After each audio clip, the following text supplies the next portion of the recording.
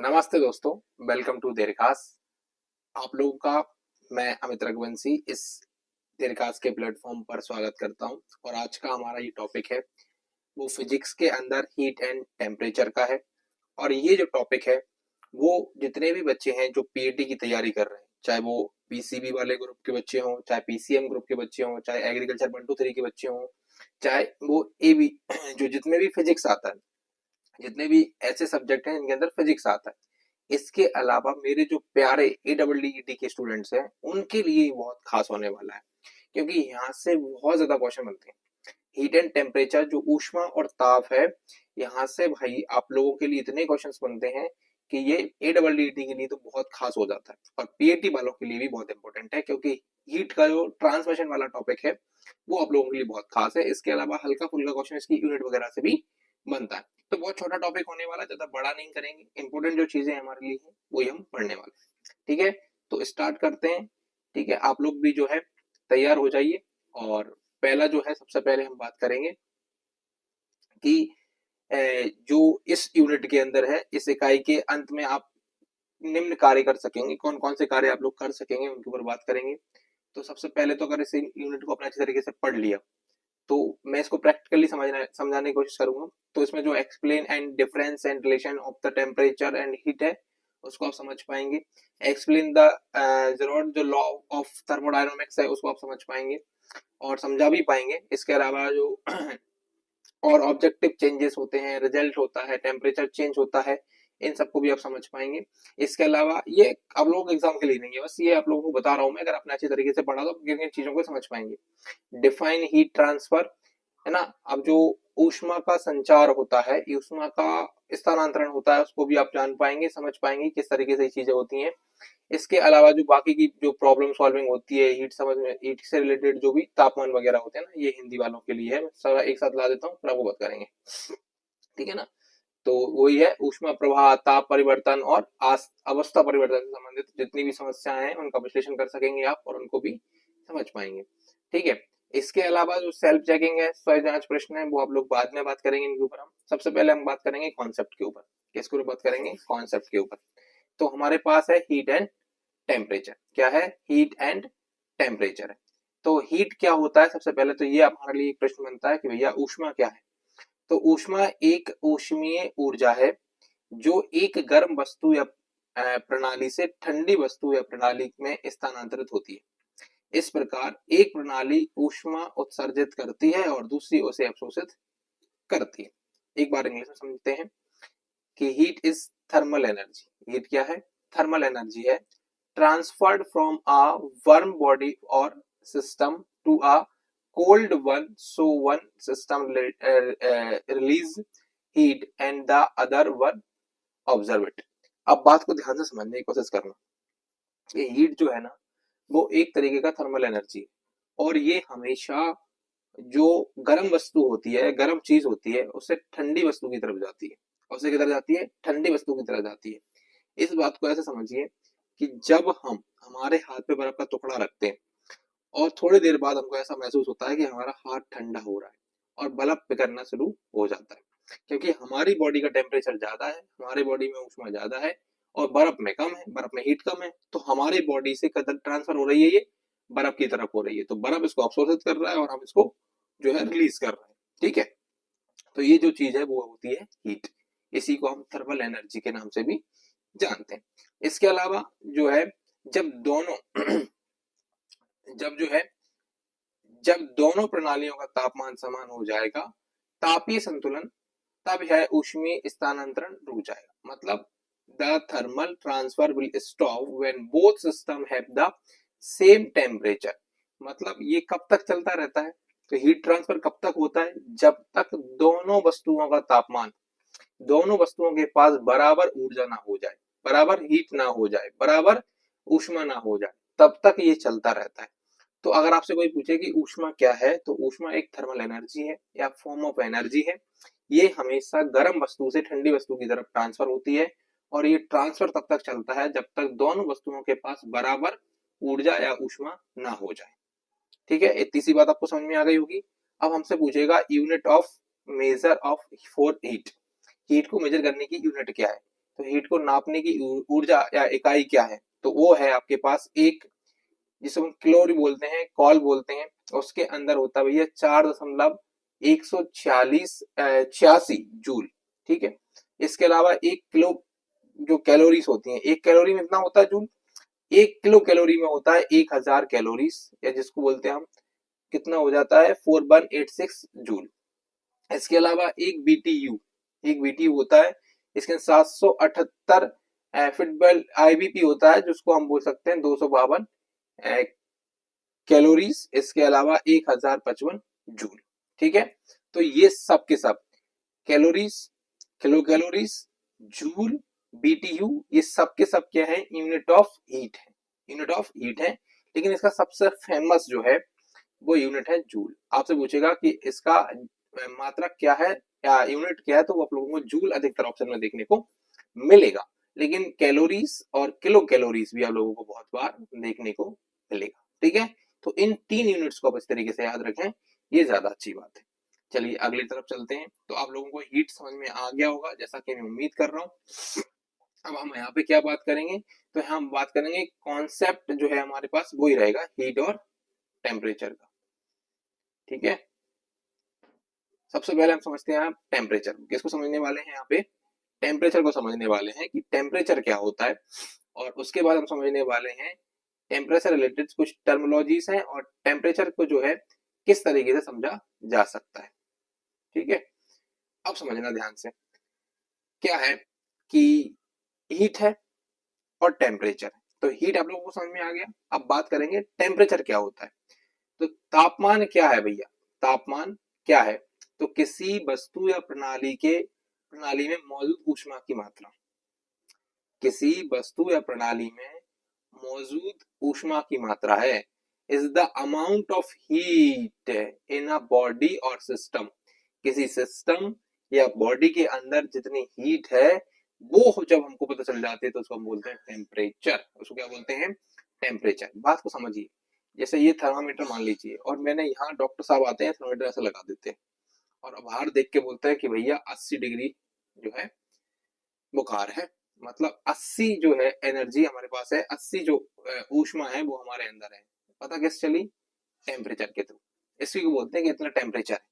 क्या बोलते हैं इसको, कि इतना टेम्परेचर है। बात यहाँ तक समझ में आ गई होगी, ठीक है ना। इसके अलावा देखिए, is the amount of heat in a body is called temperature. इसके अलावा the instrument that measure temperature is the thermometer. Temperature को मेजर करने के लिए जिस इंस्ट्रूमेंट का यूज करा जाता है उसको बोलते हैं थर्मोमीटर। उसको क्या बोलते हैं, thermometer. There are 3 scales to measure temperature. ये इंपोर्टेंट क्वेश्चन है, और यहाँ से एक बार क्वेश्चन बना हुआ है, मैं आपको बताता हूँ किस तरीके से बनेगा, उसको समझिए। आप पहले समझिए बात को नॉर्मली, कि वो इंस्ट्रूमेंट जिसके द्वारा तापमान को नापा जाता है, वो यंत्र जिसके द्वारा तापमान को नापा जाता है, उसको बोलते हैं थर्मामीटर। क्या बोलते हैं उसको, थर्मामीटर बोलते हैं। और इसको नापने के लिए 3 स्केल का यूज करते हैं। 3 प्रकार के थर्मल स्केल जो होती है ना, उनका यूज किया जाता है। तो टेम्परेचर क्या है, amount of heat is called temperature, वो भी किसी बॉडी के अंदर। इसके अलावा किसी स्केल पे जब हम बात कर रहे होते हैं किसकी, टेम्परेचर को मापने की, तो उसको मापने के लिए जो यूज करा जाता है उसका नाम है थर्मोमीटर। और इसको 3 प्रकार के जो है पैमानों पर मापा जाता है।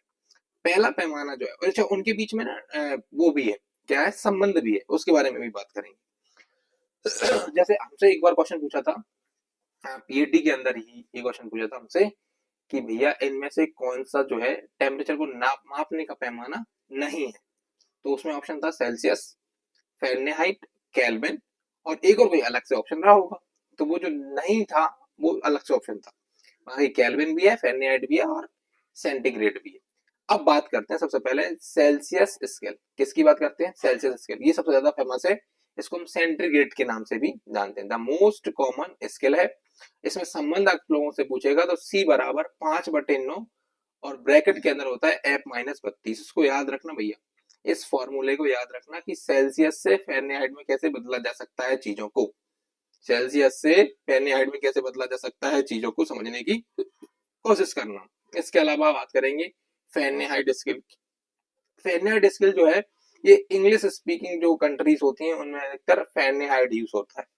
जैसे कि F बराबर 9/5 C प्लस 32 जो है, अगर फ़ारेनहाइट है कोई हमारे पास तो हम सेल्सियस में डिवाइड कर चेंज कर सकते हैं, और फ़ारेनहाइट है तो उसको सेल्सियस में कर सकते हैं, सेल्सियस है तो फ़ारेनहाइट में कर सकते हैं। इसके अलावा केल्विन, ये भी बहुत इंपॉर्टेंट है, use by the scientist. Scientist जो होते हैं वो इसको केल्विन में यूज करते हैं, और केल्विन के लिए भी हमारे पास फॉर्मूला होगा, वो है केल्विन बराबर यानी कि के बराबर C प्लस 273 प्लस 15। मतलब जो भी आपके पास C है, जैसे मान लो आपके पास 40 डिग्री सेल्सियस है, तो उसमें आपको 273 जोड़ देना है। कितना जोड़ देना है? 273 जोड़ देना है, 0.15 जोड़ देना है, तो आप लोगों के पास के की वैल्यू यानी कि केल्विन की मात्रा आ जाएगी। इसके बारे में बात करेंगे कैसे निकालते हैं। तो सेल्सियस, फ़ारेनहाइट और केल्विन 3 यूनिट होती हैं जिनके द्वारा हम टेम्परेचर को मेजर करते हैं। चलिए आगे चलते हैं भैया, और आगे की चीजों को समझने की कोशिश करते हैं। अगला जो है हमारे पास वो है ट्रांसमिशन, हीट ट्रांसमिशन की मेथड्स की बात करेंगे, ठीक है ना। और ये भी बहुत ज्यादा इंपॉर्टेंट है कि भैया हाउ डज हीट ट्रांसफर, ऊष्मा का स्थानांतरण कैसे होता है। तो ऊष्मा का जो स्थानांतरण है वो किस तरीके से होता है, इसको समझने के लिए हमको 3 तरह का जो है वो है चीजों को समझना पड़ेगा। इसके अलावा हमको समझना पड़ेगा जो है transfer depending on the material, मतलब मटेरियल के ऊपर डिपेंड करता है। मटेरियल जैसे कि कोई चीज लिक्विड है, सॉलिड है, या फिर जो है एयर है, उस हिसाब से बात करते हैं हीट ट्रांसफर की। ठीक है, चलिए आगे बात करते हैं। सबसे पहले हम कि पहला जो हीट ट्रांसमिशन का जो मेथड है, तरीका है, उसकी बात करें तो सबसे पहला है कंडक्शन। क्या है? कंडक्शन। और कंडक्शन बहुत इंपॉर्टेंट है, कॉमन भी है। जैसे देशी भाषा में चालन बोलते हैं, हिंदी में क्या बोलते हैं इसको? चालन के नाम से जानते हैं। यह भाई प्रक्रिया है, यह प्रक्रिया अधिकांश ठोस पदार्थों में होती है। ऊष्मा का स्थानांतरण प्रत्यक्ष संपर्क द्वारा होता है। बात को समझो, जैसे ये आप लोग देख रहे हैं ना, ये भाई साहब ये छड़ पकड़े हुए, देखिए ये पूरा का पूरा काम कर रहा है ना। तो यहाँ पे छड़ आग में लगी हुई है, थोड़ी देर बाद ये हीट इधर की तरफ बढ़ेगी और ये हाथों तक पहुंच जाएगी। हाथों तक क्या हो जाएगी? पहुंच जाएगी। तो इस प्रकार जो हीट ट्रांसफर हो रही है उसी को हम बोलते हैं चालन या कंडक्शन। इसको हम क्या बोलते हैं? चालन या कंडक्शन बोलते हैं। बात को समझना, ये छड़ है, ये भाई साहब के हाथों में छड़ है, आप देख पा रहे हैं ना, ये आप लोगों की छड़ है, हाथों में छड़ है, और इसको आप आग में लगाए हुए हैं, इस सिरे को आग में लगाए हैं, और ये धीरे धीरे धीरे धीरे गर्म, पहले यहाँ गर्म होगा, फिर वाइब्रेशन बढ़ेगा, फिर बढ़ता हुआ जाएगा। इसको बोलते हैं कंडक्शन। क्या बोलते हैं इसको?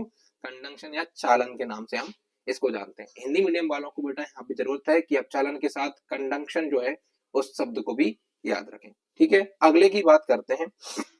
तो अगली हीट ट्रांसमिशन की जो मेथड है उसका नाम है कन्वेंशन। क्या नाम है? कन्वेंशन। और कन्वेंशन को हम जो है समवहन के नाम से जानते हैं। किस नाम से जानते हैं? समवहन के नाम से जानते हैं, है ना। तो इसमें क्या है, यह तरल पदार्थ में, तरल और गैसों में होता है।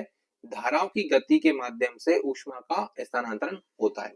Occur in liquids and gases, heat is the transferred by the movement of current, जो होता है ना उसके थ्रू होता है। तो आपको इतना याद रखिए कि कन्वेंशन जो होता है ना वो लिक्विड और गैसों में होता है। कहाँ होता है? लिक्विड और गैसों के अंदर हो रहा होता है। इतना समझने की कोशिश करिएगा बस, और कुछ नहीं है। जैसे मेरी बात को समझो, ये आप देख पा रहे हैं ना, ये देख पा रहे हैं, ये पानी रखा हुआ है, यहाँ पूरा नीचे आग जल रहा है, यहाँ पे क्या हो रहा है? आग जल रहा है, और ये पानी रखा हुआ है। अब पानी जो है गर्म हो रहा है, पानी गर्म हो रहा है, तो पहले जो पानी है वो इस तली के आसपास का पानी गर्म होगा, फिर ये थोड़ा गर्म पानी ऊपर उठ जाएगा और ऊपर का ठंडा पानी नीचे आ जाएगा, और फिर ये प्रक्रिया जब तक चलती रहेगी जब तक ये पानी एकदम बराबर ना गर्म हो जाए। और ऐसा कभी होगा नहीं, क्योंकि ऊपर पहुंच जाएगा और नीचे वाला फिर ज्यादा गर्म हो जाएगा, फिर ऊपर आएगा, फिर ये चलता रहेगा। इसी को बोलते हैं कन्वेंशन या संवहन के नाम से जानते हैं। इसके अलावा आप जो है वैसे भी कर सकते हैं, जैसे कि आप ऐसे समझ सकते हैं इसको, एयर, हाँ एयर के थ्रू समझ सकते हैं। जैसे समझना मेरी बात को, कभी कभार आप लोगों ने ऐसा महसूस किया होगा कि हम सड़क पे जा रहे हैं बहुत लंबी तरीके से, तो गर्मियों में क्या होता है, बहुत आगे हमको ऐसा जान पड़ता है जैसे पानी भरा हुआ है। लगता है कि नहीं लगता? ऐसा नो कमेंट में बताइए, लगता है? तो जब हम पानी भरा हुआ है ऐसा हमको लगता है, तब हम क्या करते हैं? तब हम पास जाके देखते हैं वहां पे, तो वहां पे क्या पानी सच में होता है? क्या नहीं होता है। ऐसा हो रहा है कन्वेंशन या संवहन की वजह से हो रहा है। कैसे? जैसे ये सड़क है, ये आप लोग देखिए, ये आप लोगों को दिख रहा है टैब, ये टैब जो है ये सड़क है। अब इस सड़क पे क्या है, जैसे हवा होती है ना, हवा उतनी गर्म नहीं हो पाती जितना ये लैंड जो होता है, सरफेस जो होता है, जमीन जो होती है वो गर्म हो जाती है, क्योंकि डामर की बनी होती है, रोड होता है, तब ये बहुत तेज गर्म हो जाती है। तब यहाँ की जो संपर्क आसपास की जो हवा है इतने एरिया की, ये भी बहुत तेज गर्म हो जाती है। और ऊपर की हवा कैसी रहती है, ठंडी। तो हमेशा याद रखना, गर्म चीज क्या जाती है ऊपर, और ठंडी चीज कहाँ आती है, नीचे। पर ये वाली गर्म हो जाएगी तो ये वापस से ऊपर नीचे चलती रहती है। इसी को बोला जाता है, इसी को क्या बोला जाता है, इसी को बोला जाता है संवहन।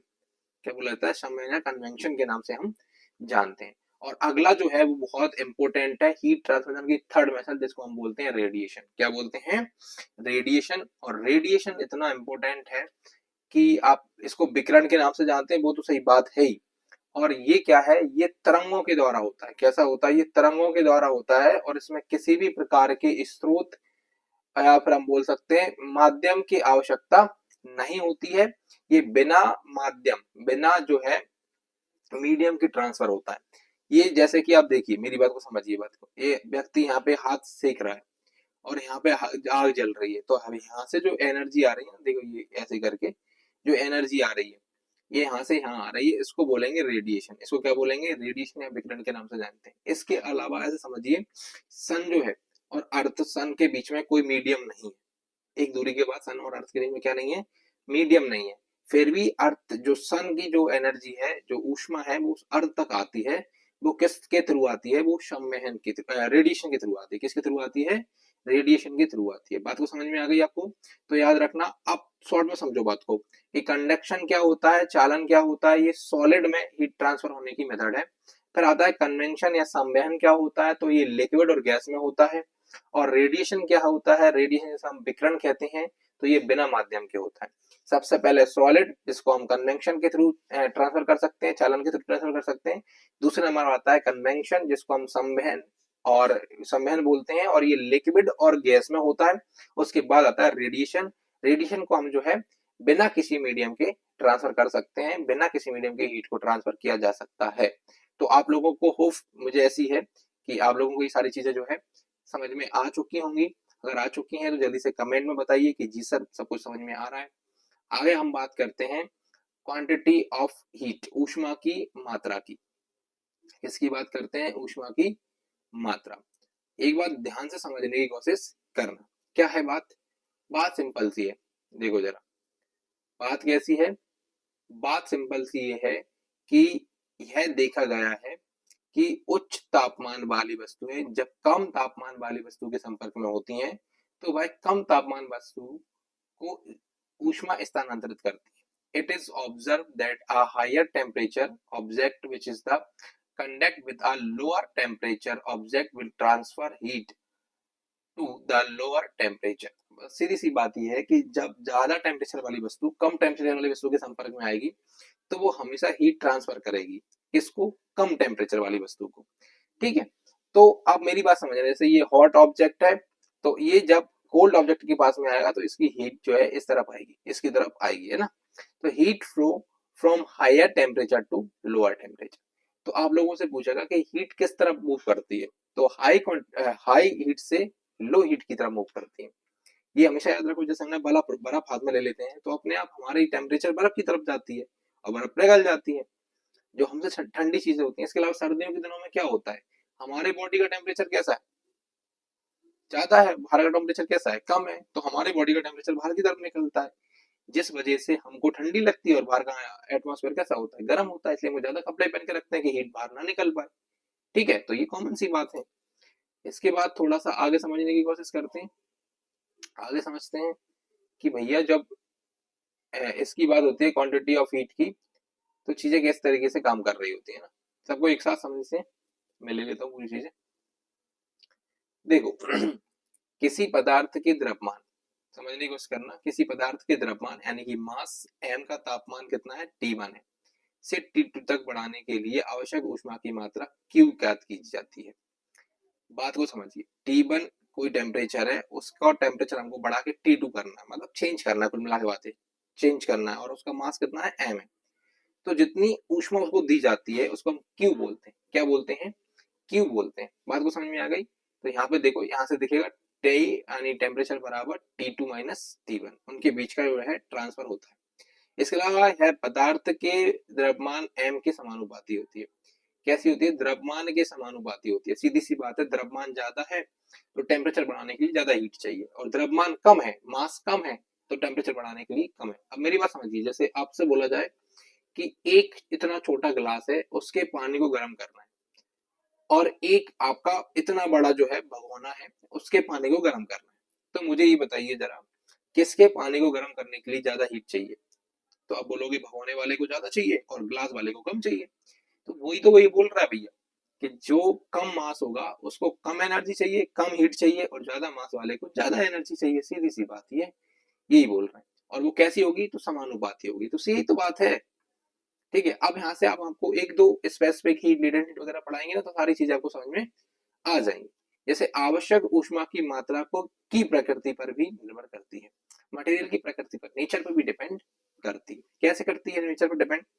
जैसे आप लोगों ने देखा होगा, कोई चीज जल्दी गर्म हो जाती है और कोई चीज कम गर्म हो जाती है। अब मेरी छोटी सी बात को ध्यान सुनना। जैसे आप, ये कौन सा महीना चल रहा है? अप्रैल का महीना चल रहा है। अगले महीने की बात करते हैं, जून की। जून में जो है दोपहर का टाइम हो रहा है और दोपहर को 2:30 बज रहा है, बहुत तेज धूप है। आप पार्क में घूमने जाते हैं। पार्क में दो चेयर है, एक लकड़ी वाली चेयर है और एक जो है वो स्टील वाली चेयर है या लोहे की चेयर है, और आपकी मजबूरी है कि आपको बैठना ही है। आपको शर्त रखी गई है कि आपको बैठना ही है। तो आप कौन सी चेयर पे बैठना प्रेफर करेंगे? लकड़ी वाली पे, या फिर जो क्या बोलते हैं उसको, स्टील की, या फिर जिसको क्या बोलते हैं हम, आयरन की बनी हुई है? किसको पे बैठना आप पसंद करेंगे? तो ऑब्वियसली बात है कि आप लोग जो है लकड़ी वाली जो है सीट है उस पर बैठना पसंद करेंगे। आप लोहे वाली पे क्यों बैठेंगे? क्यों अपनी तस्वीर ऐसी करेंगे गर्म जिससे आप कहीं बैठ ही ना पाए, है ना? तो लकड़ी वाले पे बैठना पसंद करेंगे। तो ये सिंपल सी बात बोली जा रही है। ठीक है, चलिए आगे चलते हैं। आगे आप लोगों को कुछ दिखाने की कोशिश करता हूँ मैं। कुछ इम्पोर्टेंट चीज होगी तो मैं बताता हूँ, नहीं तो हम इसको, देखो कोई कुछ चीजें ऐसी हैं, पीपीटी बहुत बड़ी है, तो जितना हमारे लिए जरूरी है उसमें हम बात करेंगे। ठीक है, ये हमारे लिए जरूरी नहीं है, तो हम आगे चलते हैं। अब हम बात करेंगे स्पेसिफिक हीट की। किसकी बात करेंगे? स्पेसिफिक हीट की हम बात करेंगे, यानी कि जिसको हम बोलते हैं विशिष्ट ऊष्मा। क्या बोलते हैं भैया? विशिष्ट ऊष्मा के नाम से हम इसको जानते हैं। ठीक है, स्पेसिफिक हीट या विशिष्ट ऊष्मा के नाम से हम जानते हैं। तो इसको बिल्कुल सिंपल भाषा में समझना कि 1 ग्राम का तापमान 1 डिग्री सेल्सियस बढ़ाने के लिए आवश्यक ऊष्मा की मात्रा स्पेसिफिक हीट कहलाती है, विशिष्ट ऊष्मा कहलाती है। 1 ग्राम कोई चीज है, उसके तापमान को 1 डिग्री सेल्सियस बढ़ाना है, तो जितनी हीट चाहिए वो आप लोगों की विशिष्ट ऊष्मा होती है। वो क्या होती है? आपकी विशिष्ट ऊष्मा या स्पेसिफिक हीट होती है। Is the amount of heat required to raise the temperature of 1 gram by 1 degree Celsius. By 1 degree Celsius is called specific heat. Is called specific heat. जैसे समझने की कोशिश करिए, एक कप है, पानी है, और एक ब्लैंकेट भर के पानी है। इसको गर्म करने के लिए आपको जितनी हीट चाहिए वो गर्म पानी करेंगे, और यहाँ पे हम बात करेंगे ये। लेकिन एक कप को जब हम 5000 जूल जो देंगे तो वो हॉट वाटर कहलाएगा, और इसको देंगे तो वो वन वाटर कहलाएगा, गुनगुना पानी कहलाएगा। आप तो ऐसे समझिए कि 1 ग्राम पानी है आपके पास, उसको, उसका टेम्परेचर अभी 20 डिग्री सेल्सियस है। अब उसको 21 डिग्री सेल्सियस पे लेके जाना है, तो उसको जितना आपको एनर्जी देना पड़ेगा 1 डिग्री सेल्सियस बढ़ाने के लिए, वो क्या कहलाएगी? स्पेसिफिक हीट कहलाएगी। कोई भी वस्तु के तापमान को 1 डिग्री सेल्सियस बढ़ाने के लिए जितना क्या चाहिए, टेम्परेचर चाहिए, वो तो क्या कहलाता है? स्पेसिफिक हीट कहलाता है। अब बात करेंगे feed a cold and straw of favour. तो ये हमारे लिए कोई काम की ज्यादा चीज नहीं है, तो हम इसको जो है स्किप करेंगे, इस वाले को भी हम स्किप करेंगे। अब हम बात करेंगे जीरोथ लॉ के बारे में, शून्य नियम। क्या बात करेंगे? जीरोथ नियम, इसको हम शून्य नियम की बात में बात करते हैं। इसके अलावा इसको हम जो है ऊष्मा गतिकी का चौथा नियम, है ना, ऊष्मा गतिकी का लॉ के नाम से जानते हैं, फोर्थ नियम। तो ऐसा है, फोर्थ लॉ ऑफ थर्मोडायनामिक्स। क्या है ये? Fourth law of thermodynamics.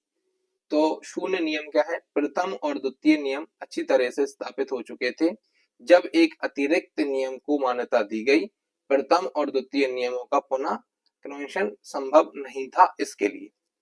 ठीक है, अब इसको समझने की कोशिश करेंगे। ये फोर्थ लॉ कब से आया इसके बारे में थोड़ी बहुत चीजें हैं, ज्यादा दिक्कत नहीं।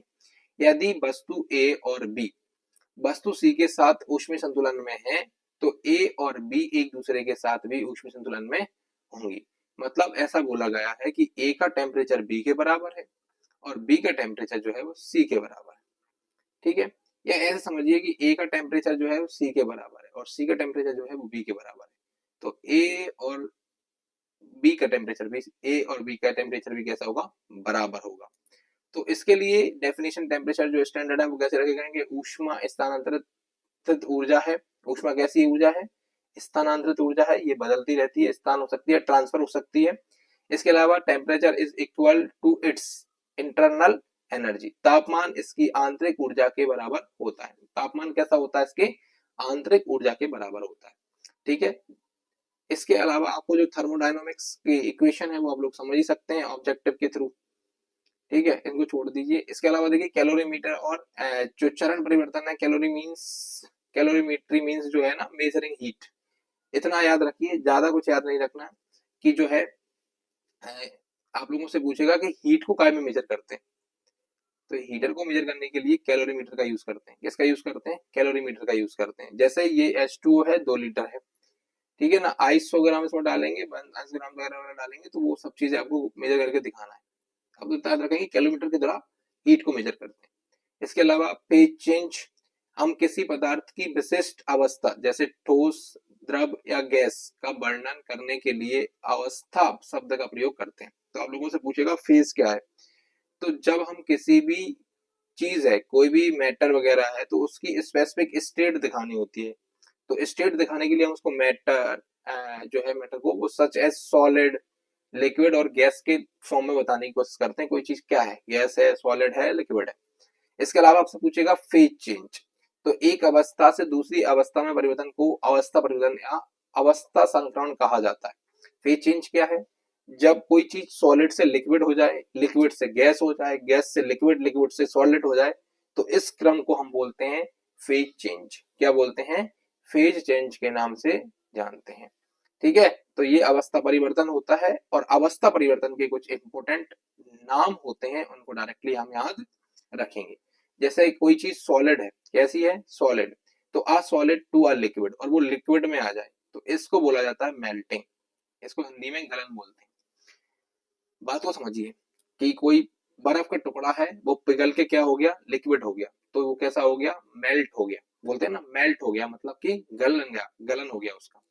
इसके अलावा a solid to a vapour, solid चीज थी वो सीधी वेपर हो गई, इसको ऊर्ध्व पतन बोलते हैं। ये बहुत बार पूछा जाता है। सब्लिमेशन के नाम से इसको जानते हैं। ये वेरी वेरी मोस्ट है कि कोई सॉलिड से वेपर सीधा गैस हो जाए, सब्लिमेशन। और सब्लिमेशन का एग्जांपल आप लोगों के पास है कपूर। क्या है, कपूर कभी लिक्विड में चेंज नहीं होता, कपूर सॉलिड से सीधा क्या बन जाता है, गैस बन जाता है। इसके अलावा a liquid to a vapour, और कोई लिक्विड से वेपर होता है तो उसको बॉइलिंग बोलते हैं, उबालना बोलते हैं। जैसे हम किसी भी चीज को बॉइल करते हैं तो वो पानी से बॉइल होकर क्या बन जाता है, गैस बन जाता है।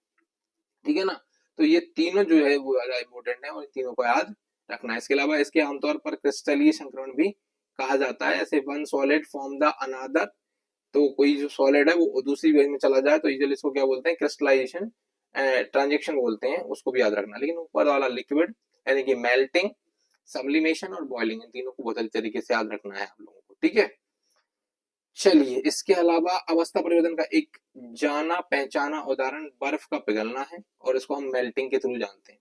क्या होता है, ये मेल्टिंग होना होता है। ठीक है ना, जब हम सामान्यतः वायुमंडलीय दाब पर बर्फ में ऊष्मा डालते हैं तो बर्फ का तापमान नहीं बढ़ता है, इसके बजाय उसका कुछ भाग पिघल कर तरल पानी बन जाता है। ठीक है ना, और पानी का देखो, पानी भी 0 डिग्री सेल्सियस है। अब आपने पानी में ग्लास में क्या जो है बर्फ डाल दिया और पानी हो गया, बर्फ क्या हो गया, पानी हो गया, लेकिन उसका टेम्परेचर अभी भी कितना दिखा रहा है, इतना दिखा रहा है। तो ये मेल्टिंग है, उसका टेम्परेचर भी चेंज नहीं हुआ लेकिन उसका क्या हो गया, फॉर्म चेंज हो गया, यही मेल्टिंग कहलाता है। ठीक है, मेल्ट हो गया वो, ये ना, ये वही है, आपको समझने की करिए कि इस प्रणाली में ऊष्मा जोड़ने का प्रभाव इसके तापमान को बढ़ाना नहीं, बल्कि इसकी अवस्था को ठोस से द्रव में बदलना होता है। ठीक है ना। और कोई जो समझने की यहाँ पे कोई जरूरत है नहीं, अगर समझने की जरूरत पड़ेगी तो मैं आप लोगों को समझा दूंगा। इसके अलावा जो है ना हीट फ्यूजन वगैरह ये हमारे काम की चीजें नहीं है, हम लोगों को नहीं आती है, तो ये ग्राफ वगैरह मैं आप लोगों को ज्यादा एक्सप्लेन नहीं कर रहा हूँ। इसके अलावा कोई चीज ऐसी जो संकल्पना सारांश वगैरह है तो ये कोई मतलब की नहीं है। तो हम लोगों का बेसिकली जो हम लोगों के लिए यानी कि एमपीपीएटी वालों के लिए, एडब्ल्यूटीटी वालों के लिए और जेएटी आईसीआर वालों के लिए इतना जो एग्रीकल्चर स्टूडेंट्स हैं जो एग्रीकल्चर बीएससी में जाना चाहते हैं उनके लिए इनफ है। तो आप लोग इतना अगर याद रख लेते हैं तो आप लोगों का हीट और टेम्परेचर से क्वेश्चन कभी भी गलत नहीं जाएगा। ठीक है, तो वीडियो कैसा लगा आप लोगों को? मैंने कोशिश की है कि पीपीटी के थ्रू आप लोगों को ज्यादा अच्छे तरीके से समझा पाऊँ चीजों को। तो अगर आप लोगों को चीजें पसंद आई हैं तो कमेंट करना है, कमेंट में बताना है कैसा लगा है। इसके अलावा वीडियो को लाइक करके जाना और शेयर करना नहीं भूलना अपने दोस्तों के साथ। मिलते हैं नेक्स्ट वीडियो में, जब तक पढ़ते रहिए और मस्त रहिए।